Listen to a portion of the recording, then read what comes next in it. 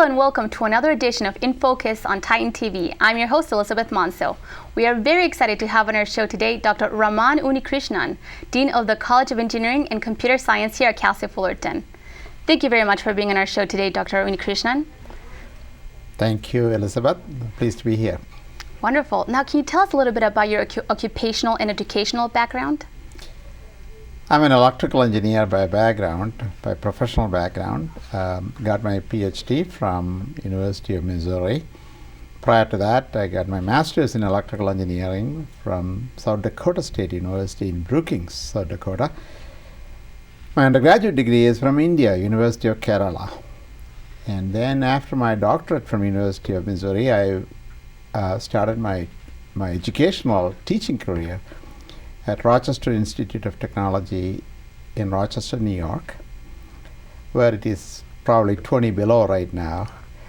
And I went up the ranks, became a full professor. I was associate dean for graduate studies and research, and then later headed up the electrical engineering department for about 10 years. And I have numerous interactions with industry, worked for Xerox Corporation, Eastman Kodak, IBM, and so forth. Came to California, Cal State Fullerton, as Dean of Engineering and Computer Science in 2001. Well, that is quite a resume you have there. Now, what attracted you to the field of engineering and computer science? I was a very competitive student, good in all the subjects and good in languages, good in biological sciences and pure science, but I was particularly good in mathematics. So when it came time to pick a major, engineering was an easy choice to pick, not out of an extreme interest in the field, but mostly out of competence in quantitative skills. And that's how I chose engineering as a profession.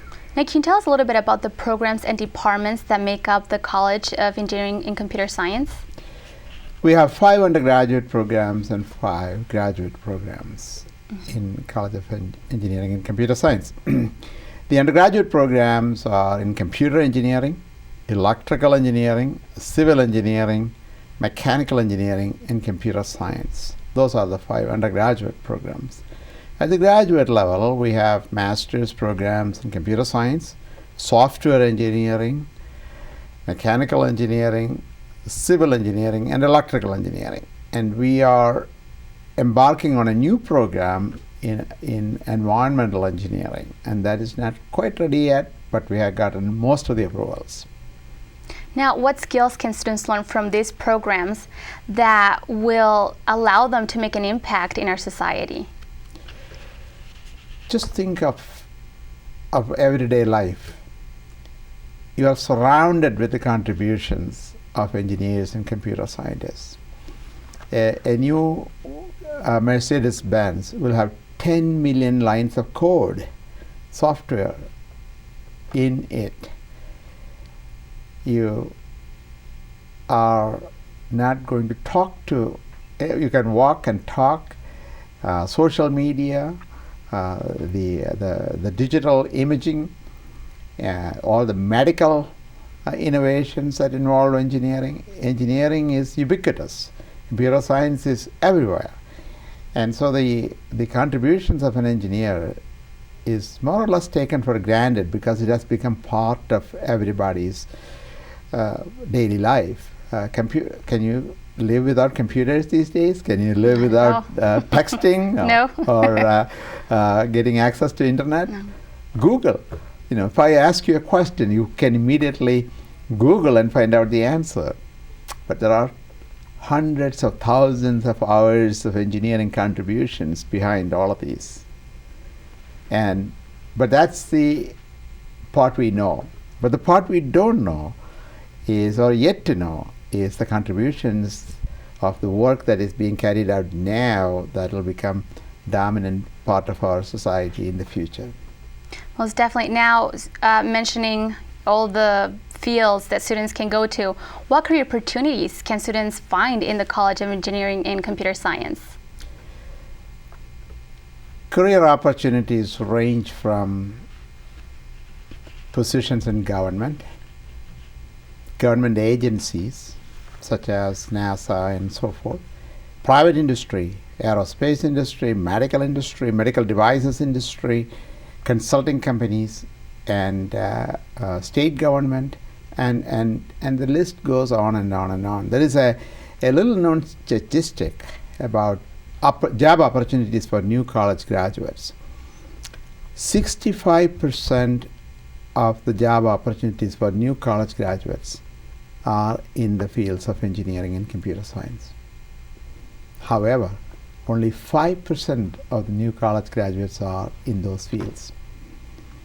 So if you flip it around, 95% of the new college graduates will be competing for 35% of the job opportunities. So the fields that we offer in engineering and computer science are extremely competitive to secure a job. The statistic I mentioned is true whether we are going through an economic boom time or not so good time as we are right now. But the relative strength of the fields stays the same. Well, those are great news for the students of engineering and computer science. Absolutely. Now, can you tell us about the Engineering Innovation, the program for high school students that your college offers? One of the sad realities of U.S. higher education is that high school students do not choose to major in hard subjects, particularly engineering. People are afraid and they stay away because it's very difficult. It's not really difficult, but people think that way. So we have a constant need for more and more highly prepared students to come into engineering and computer science. The Engineering Innovation Program is specifically focused on engineering students, high achieving high school students. Give them a taste of engineering. All branches of engineering, electrical engineering, mechanical engineering, civil engineering, and so forth. So we have partnered with Johns Hopkins University. The Engineering Innovation Program is actually a program that Hopkins started, but we partnered with them. Had one of our faculty members get trained at Johns Hopkins University in Baltimore. We also recruited a high school science teacher from Sunny Hills High School right next door to undergo the same or similar training. And he was assisting our faculty member in the Engineering Innovation Program. So students learned theory, and they also had a very rigorous laboratory component to it.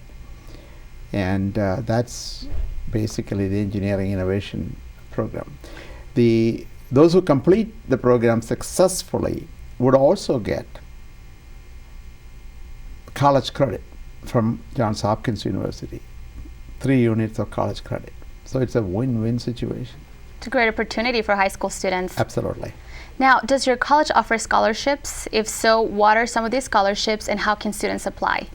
We have several scholarships. We have recently won a major scholarship from opportunity for particularly underrepresented groups. This scholarship opportunity is from National Science Foundation.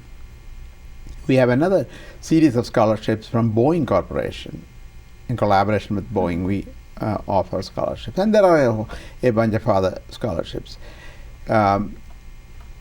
My assistant dean, Victor Delgado, is the primary source for all these scholarship opportunities. He shepherds that program. In contacting my office, he'll give you more information on that. All right. Now, going back to technology, why is technology so important to our society? Well, I will start with a rhetorical question. What is the one technological breakthrough that made the most impact on humanity in the 20th century? Well, you may give me lots of answers, computers, automobiles. No, it is water. Turn of the century, 19th to 20th, the average lifespan was in the low 50s. In the United States, rest of the world, much worse. One of the contributing factors for the low life expectancy was the lack of clean water. Once civil engineers perfected the way to clean, purify water, and then most importantly, distribute the water, and even more importantly, reliably.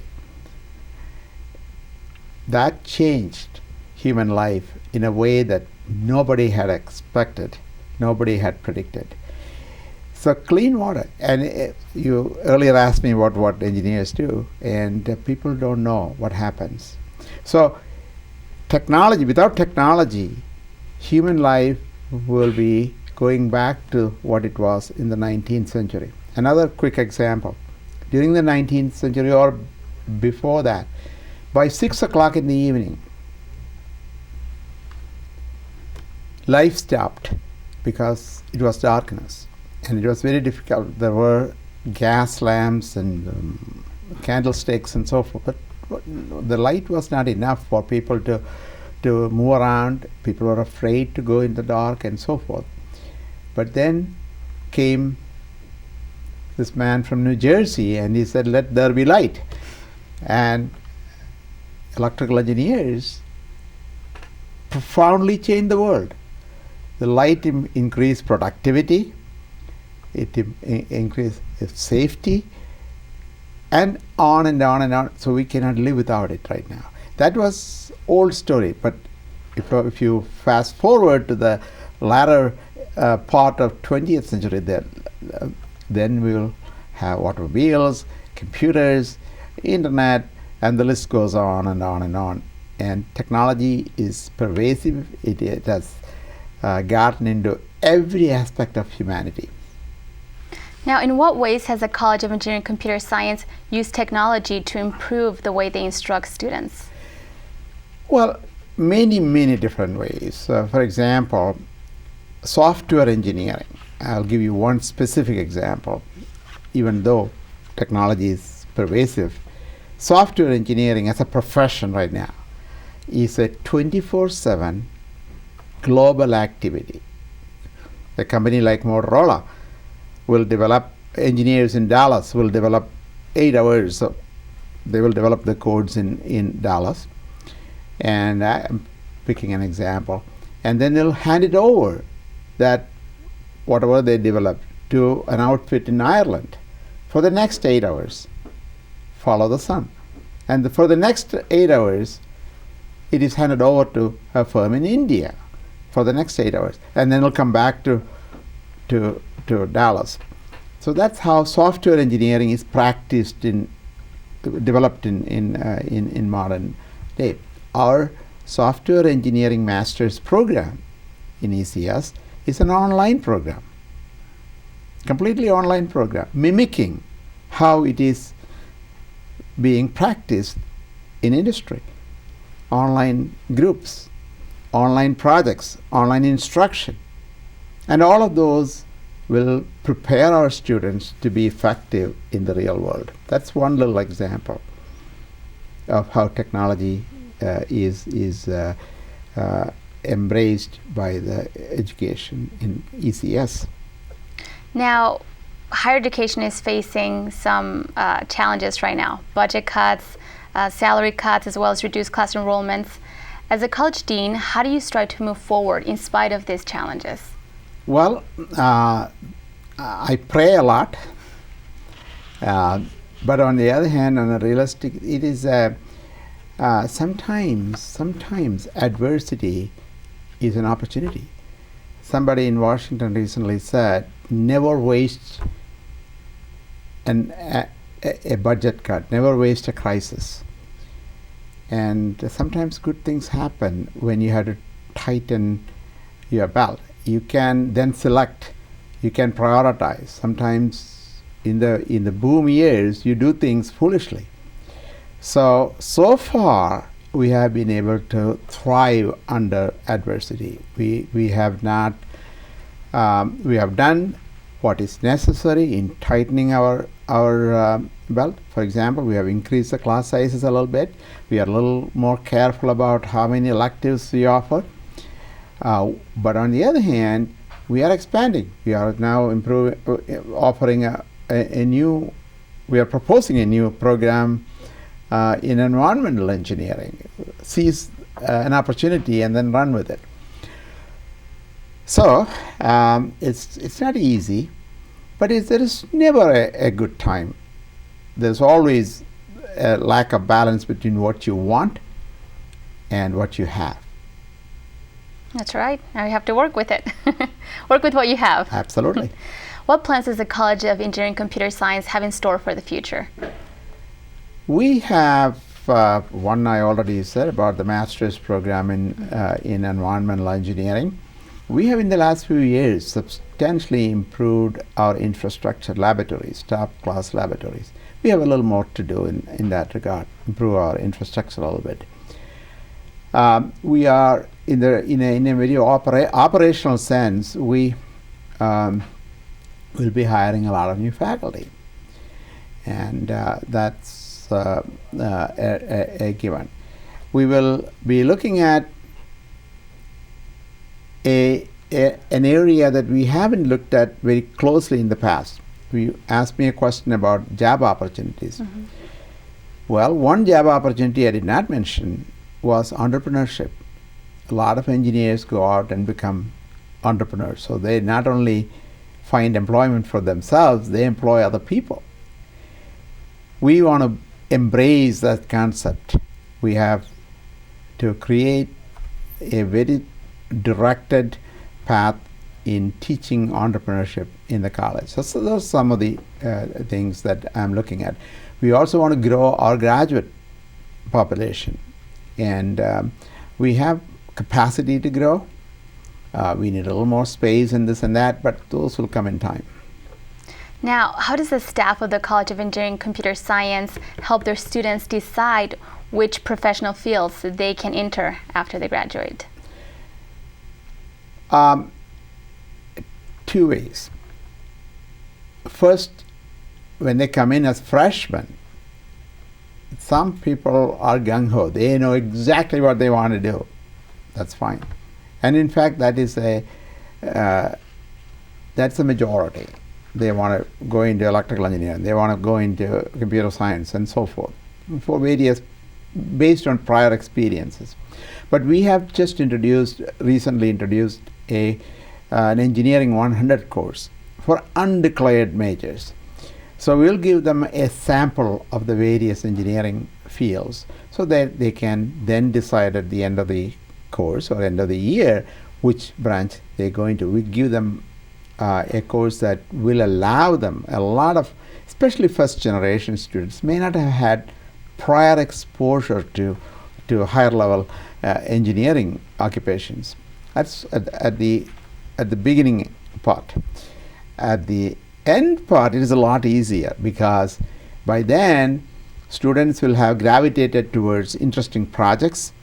They would have had internship, co-op experiences, and a lot of interaction with industry, and that naturally will propel them to choose this company or this sub-discipline within the profession or the other.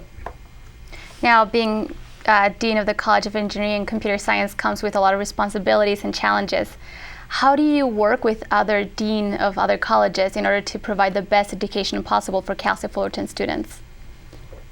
One of the interesting surprises and a pleasant surprise that I found coming to Fullerton, I came from a very competitive environment, extremely competitive environment. The deans here are very collaborative. We are competitive in a very natural way, but not competitive in ourselves. We are extremely collaborative. That, thanks to Dr. Ephraim Smith. he created an atmosphere of collaboration. And I had the good fortune when I came here 9 years ago to work with people who had embraced that collaborative concept. And we worked very well. I will name a couple of people who I dearly miss. Dr. Kolf Javira, who was the Dean of Natural Sciences and Mathematics. Dr. Tom Clammer, who was the Dean of Humanities and Social Sciences. Dr. Jerry Samuelson, who was the Dean of the College of the Arts.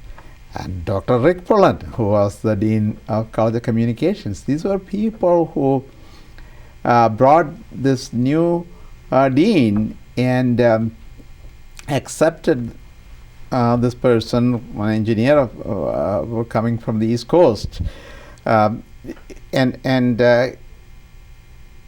allowed that person to come into their group and get established here. And I think that is the kind of people this university has, and we continue to have that tradition. So, work very well together. Now, on that same note, who were some of your inspirational mentors or role models that have helped you get to where you are today? Well, I never knew what a dean was when I was a student.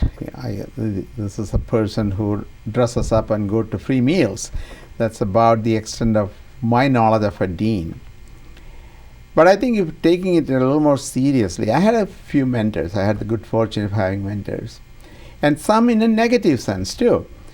For example, I explained to you why I got into engineering in the first place. But why I got into teaching is another subject. We had a particularly difficult professor of electrical engineering. In my first class in electrical engineering, he was ineffective as an instructor. So in my dormitory, I was preparing notes to myself, which somebody found out. Then he wanted it, then his friend wanted it, then quickly I was teaching what this professor was teaching to a group of about 20-25 people.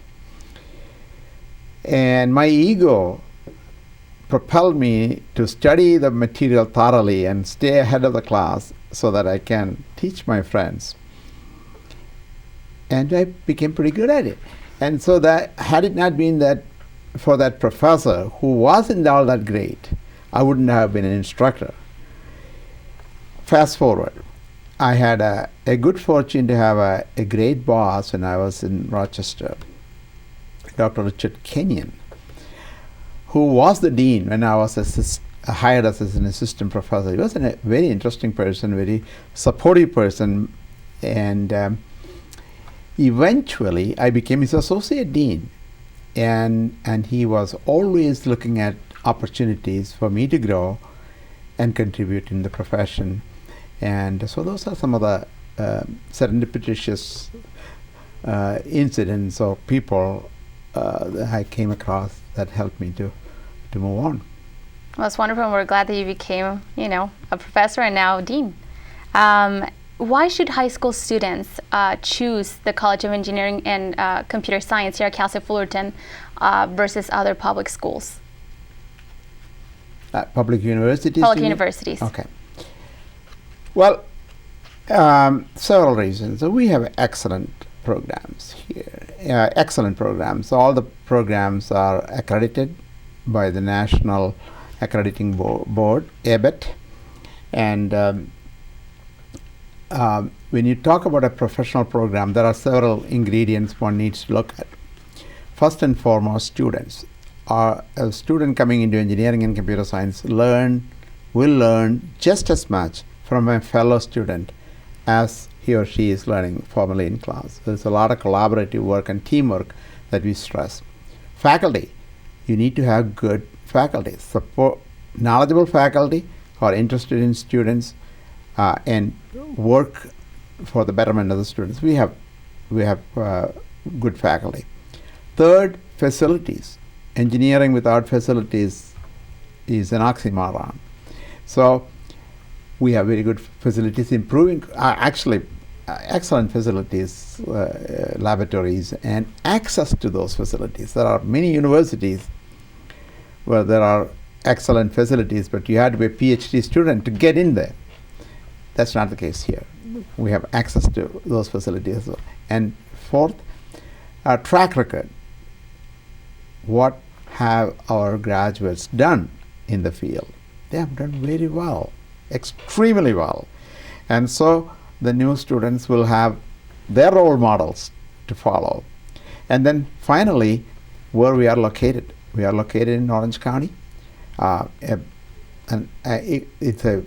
Orange County was an independent nation, our economy would be greater than that of New Zealand or the Philippines and so forth. So this is a place where you can graduate and get a job very easily and grow professionally later on. That's why they have to come to Cal State Fullerton. That's right. Go Titans. Go Titans. What words of encouragement would you give to students who are about to graduate from the College of Computer Engineering, Computer Science, and embark on a career? I think the best advice a dean can give the graduating students is to focus on continuous learning, lifelong learning, because the profession that we are in will not allow you to learn something and then depend on that knowledge, because knowledge changes. The needs change, and engineering is a global profession now, and therefore a student has to continuously learn and adapt. It is not an empty suggestion or advice. It is something that is part of the profession that I am part of. They have to continuously evolve and adapt and grow.